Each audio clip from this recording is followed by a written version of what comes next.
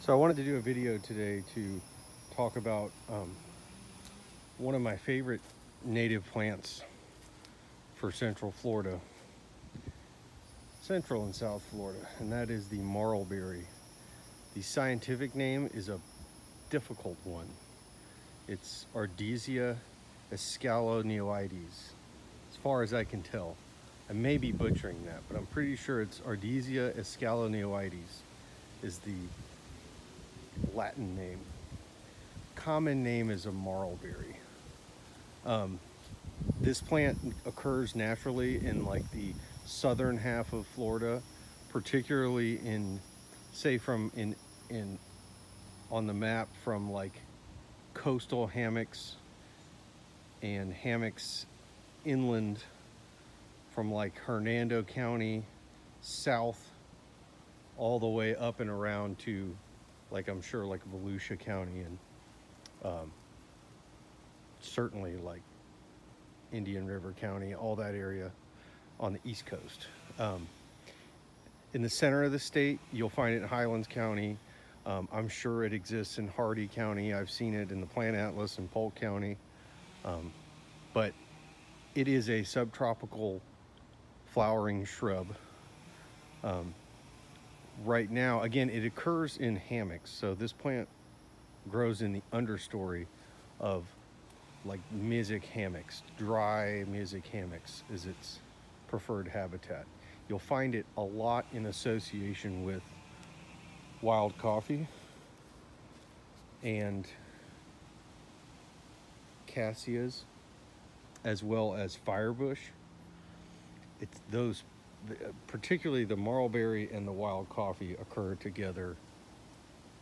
Every time I've seen marlberry, there's been wild coffee immediately in the vicinity of it, like right next to it. So two plants that go together perfectly. The plant is, again, it's a kind of an upright growing evergreen shrub. It's a really beautiful plant. You can see this one, it's the middle of September here in Riverview, Florida, zone 9B. And these bloom here in the late summer. And the flowers, they smell really nice. They smell really, really good. They're kind of like almost like a magnolia. They smell a lot like a magnolia flower. Maybe a little less pungent. But they're real sweet smelling flowers. We'll get a close up there of the flowers. Bees, butterflies of all different kinds that I've seen on this plant. And then these flowers turn into these like small, dark purple colored berries with a big seed in the middle. The growth habit of this plant, like I was just saying, is very upright. I've seen them in the wild. They can grow to like 20 feet or more. I've seen some at Weeden Island and at Hammock Park in Dunedin.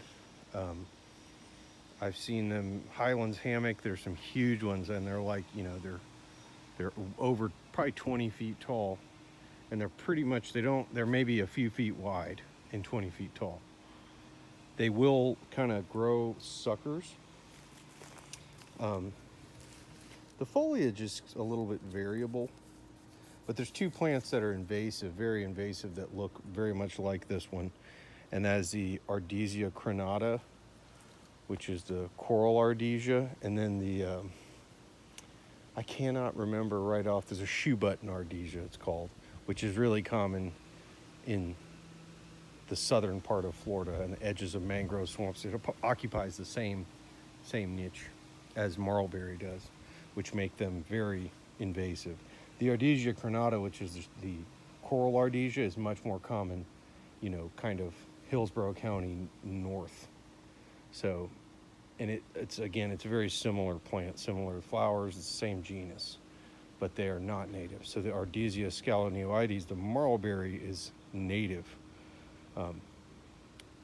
This plant has been in the ground like 3 years, and it was, you know, maybe 24 inches tall when I planted it.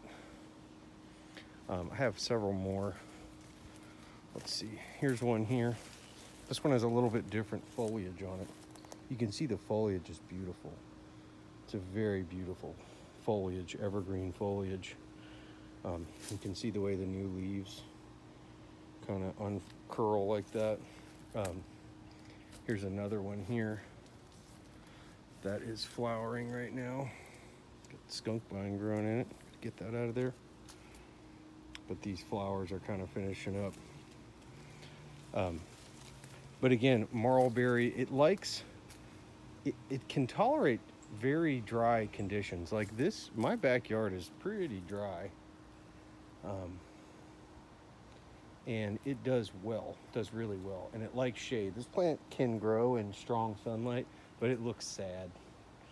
It looks sad. It gets chlorotic looking, and the leaves get real small, and it might bloom more profusely, but it doesn't. This plant does not like to be in the open. It doesn't occur in open areas naturally.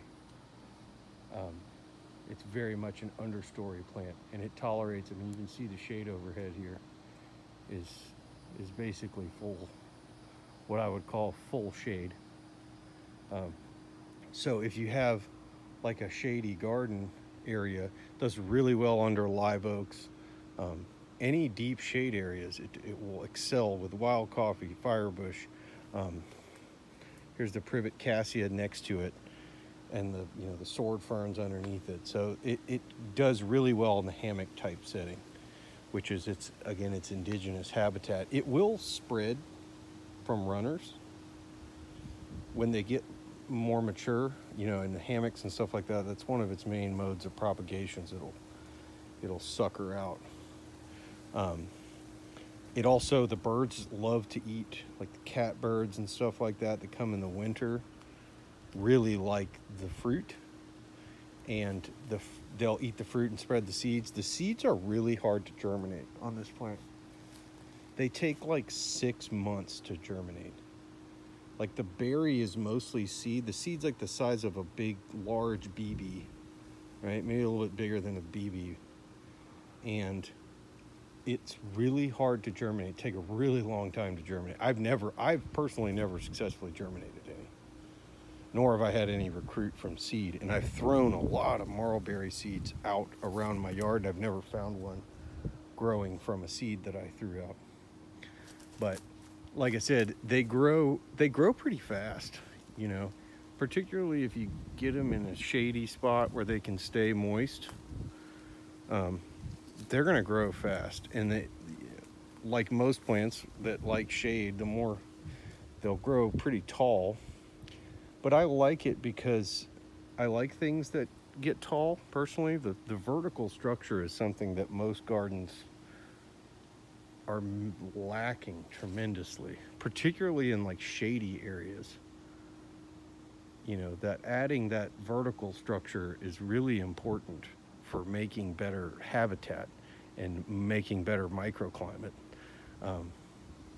So the marlberry to me is just an ideal plant for most of the southern half of Florida. It is considered to be like a subtropical species. So I think if you got really cold, like below probably 28 degrees, it would burn back a little bit, but it's not going to kill it. It's definitely not going to kill it. You'd have to get really cold, I think, to kill this plant, probably below 20. But the other thing is that if you have them in a shaded and protected environment like this, it has to get really cold to get frost damage under a canopy like this.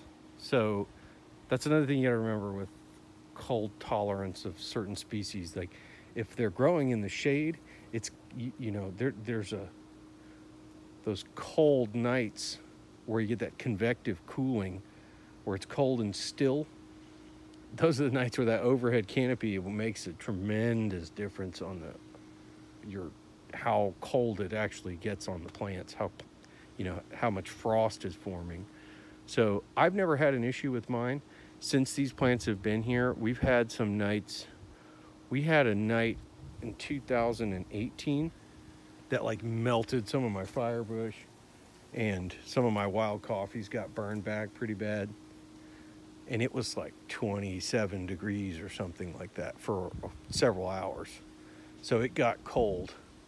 And the marlberries didn't, this plant was here and it was significantly smaller, but it didn't have any, had no problem. There was no burned foliage, there was nothing wrong with it.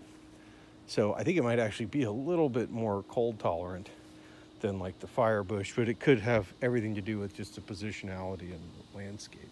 So I think marlberry is an excellent plant if you're putting together a hammock garden, you're looking to add some natives. You know, I think this plant would be it's just a way better. It has a similar look to the Scheffeleras and stuff that people plant so commonly, but it has this beautiful smelling flowers, and you know, you could shear it off and kind of make it into a shrub. Even in the shade like this, it would still take to that style of cutting. Like this one here, I cut it I cut it way back down here a while ago. I cut it off a year and a half ago, maybe a little less, maybe a year ago. And it's come back, it's bushed out a little bit, but I'm not gonna shear it again. I want the thing to grow up, you know, vertically tall right on this corner. So like I said, I think I have one more here. Here's one here too. This one's leaning. It got, something fell on it, I think, back there, and it leaned over, but we're just gonna let it go. And again, there's another view of the flowers. You smell this one? Oh, that one smells really nice. It has like a citrusy type smell to it. They're really nice. So, again, marlberry, if you live zone 9B or higher, this plant will grow easily for you. And it just does really well in the shade. It's evergreen. The foliage is pretty. Attracts a lot of pollinators when it's flowering. And then the birds, the songbirds, really like the fruit when it is in season. So, yep. Check it out.